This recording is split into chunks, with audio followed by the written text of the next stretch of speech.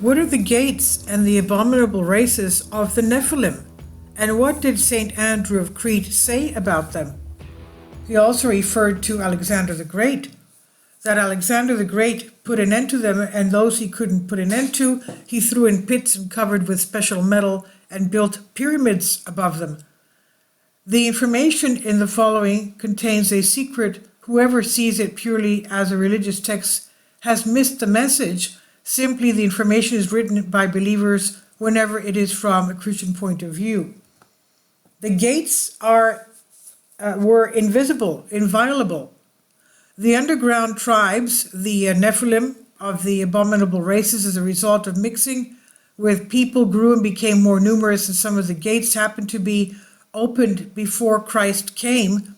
Then individual people with faith in the one God undertook their sealing. The last recorded gathering of the runaway underground races, and they're called Hypochthonians underground, and the sealing of these gates that had been opened is what we're reading in the text of St. Andrew. We also know from the 15th century texts, whose author remains unknown, that Alexander the Great shut out the vile nations with bronze gates surrounded by incomparable glass, quote unquote. That is, because the copper alone was not enough to and could be broken, it was surrounded by a kind of a glass incomparable, which probably means some kind of an energy field.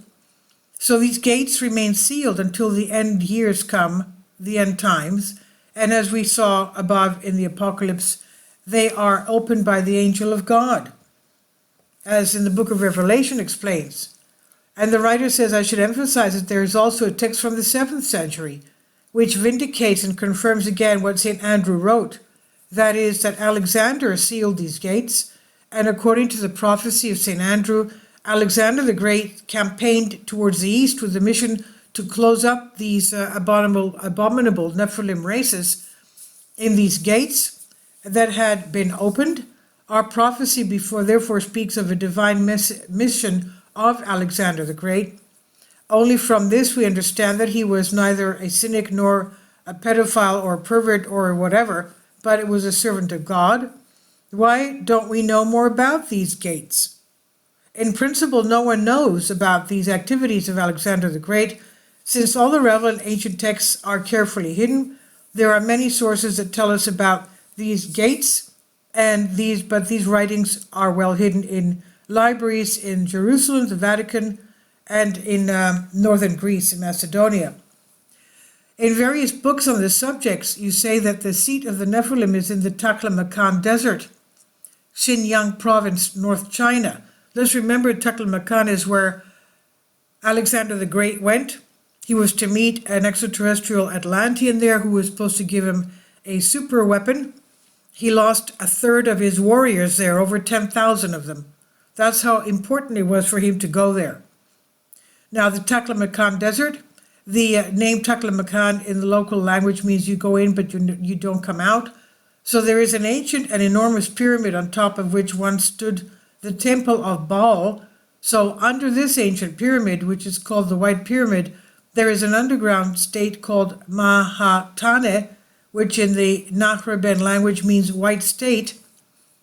And the White Brotherhood that even the elders of Mount Athos know about, it's essentially a 12-member council, which consists of Nephilim and other primordial demons, such as Azazel, Azazelon, Azarandel, and Azael.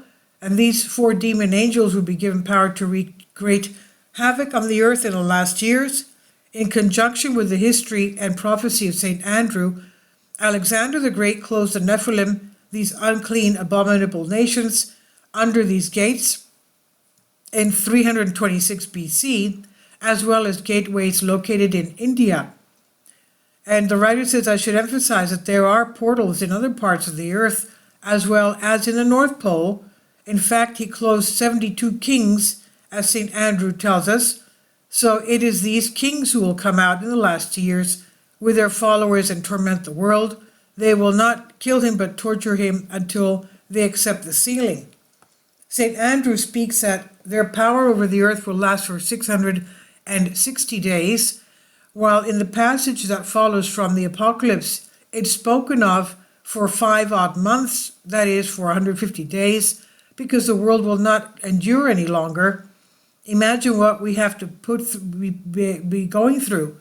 Revelation chapter 9, 10, and they have tails like scorpions and centers, that is, thorns. And in those tails, they have authority to wrong people 5 months. If you read in the prophecy of St. Andrew, he says that they will eat people alive and drink their blood. They will also devour flies, frogs, dogs, and all kinds of dirt with great relish, and woe to the regions through which they will pass. To the Nephilim, humans are nothing more than a domesticated animal, and in their language we are called goyim, which means edible. The Nephilim cannot come out of the gates except for the most spiritually powerful of them, when someone summons them, as is done with the summoning of ordinary demons, and their return to earth is called the Great Return. These gates will be opened by the Antichrist in the last years. It's no coincidence that this has been said, that the martyrs of these years will be the greatest ever. Please leave your comments, and thank you for your support. Kindly support my Patreon account. The daily posts are 5 videos daily, and they are totally different from what I have on my YouTube channel. Thank you so much for your support, and that you find all my content so interesting. You'll find the Patreon account details in the description box below.